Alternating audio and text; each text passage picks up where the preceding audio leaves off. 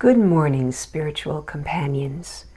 Today we are reading God, the Substance of All Form by Joel S. Goldsmith. Continuing Chapter 8, The Universal and Impersonal Nature of Truth and Error. Page 101. Universal beliefs arise out of a sense of separation from God. People often ask, how did all of this begin? We have two stories in Scripture which tell that it did begin and the manner in which it began, but they do not tell, at least not to the uninitiated, what made it possible for it to begin. The first of these stories is that of Adam and Eve. Adam was in the Garden of Eden. He was there all alone, and in that aloneness he could say in substance, I and the Father are one, and that oneness constitutes my completeness, the harmony and the allness of my being. Nothing can be added to me, and nothing can be taken from me. All that the Father hath is mine, since I and the Father are one, and that one is in heaven, harmony. In spite of Adam's being in Eden, or heaven, according to the story, Adam was lonesome and felt the need of companionship. Being in Eden, heaven, or harmony, he had sufficient understanding to know that he could not get anything separate from himself. So it is recorded that Eve was formed from within him, formed from one of Adam's ribs. Notice that Eve was not an experience external to Adam. Do not forget that. Eve was taken from the rib of Adam, from within Adam, from the rib of understanding, the solidness or solid comprehension or awareness of Adam. It was an entirely internal experience, and it appeared to him not only subjectively, but objectively as Eve. If you read the account carefully, you will find that even when there were two of them, an Adam and an Eve, they were still in Eden, because Adam and Eve were still one with God. But then desire entered the picture, and that was where the trouble began. Desire is no part of oneness or completeness, and it would separate us from the infinity of our being, so that instead of drawing from within, we begin to think of growing from without. We begin to think external creation rather than internal creation or growing from within.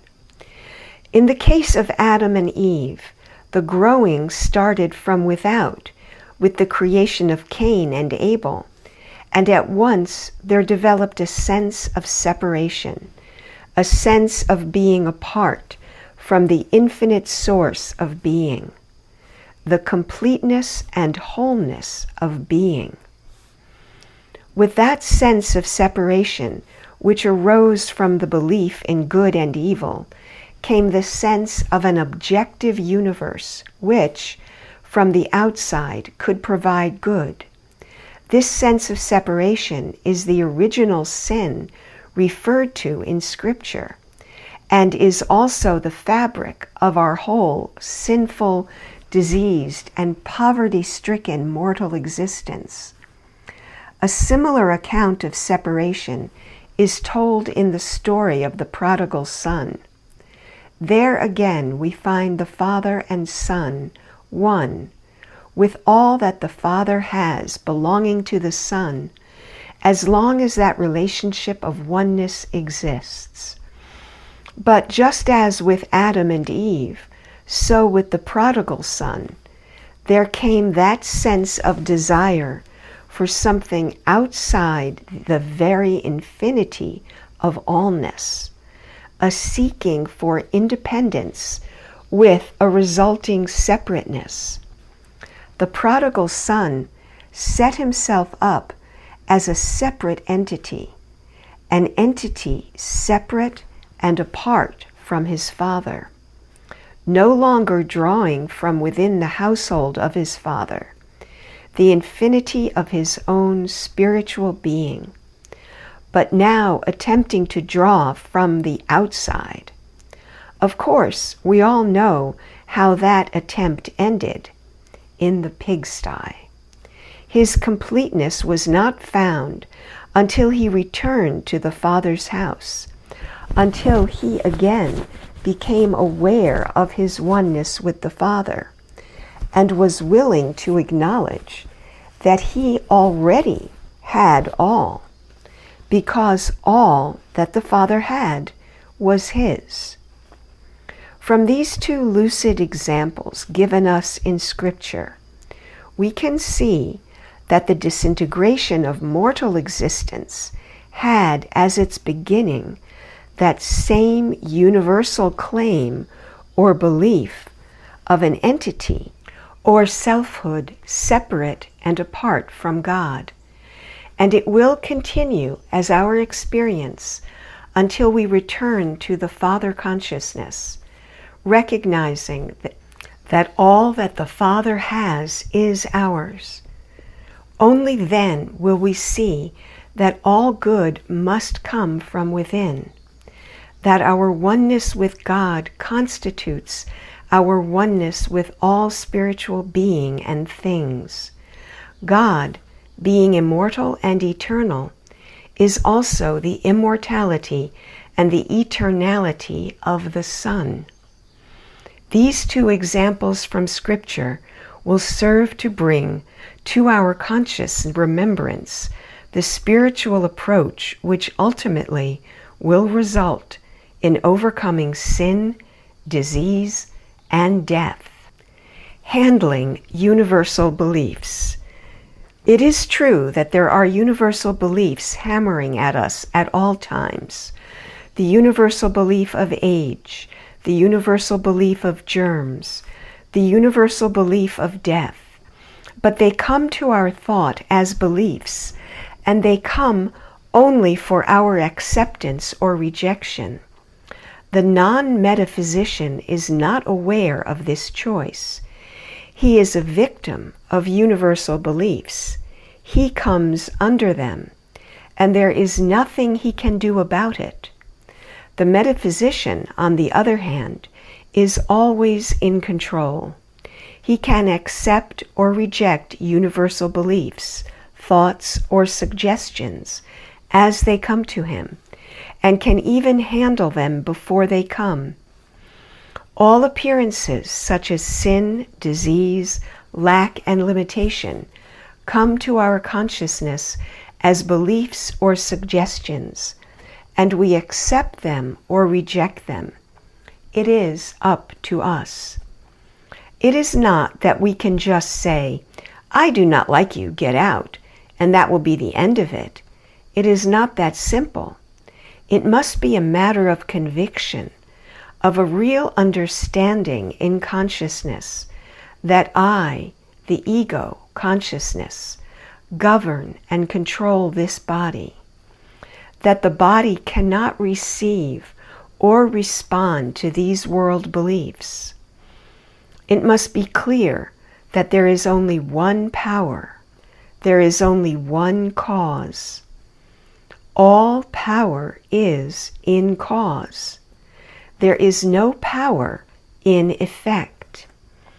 Let it be clear in your thought that this sense of body, that is, this which we call the physical body, is not of itself a conscious entity.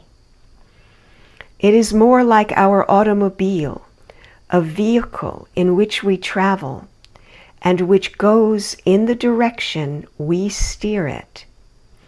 This body also goes in the direction in which we steer it. No one can make this body of ours do anything. We ourselves govern and control its action. As I have said many times before, this is not a lazy man's job. This work is a constant, conscious effort. Following the spiritual path is not sitting back and letting a mysterious God do us some special favor.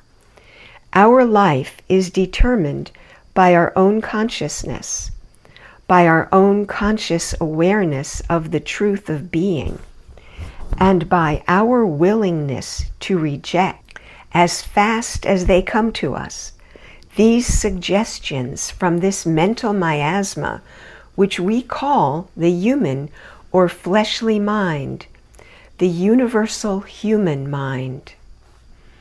When we are talking about the more esoteric or spiritual aspect of this work, it is possible for us really to walk on the clouds. But when we come down to the practical application of this to our experience, it becomes necessary to get off the clouds a little while and understand what we are dealing with. In our existence in this world, we are dealing with universal beliefs.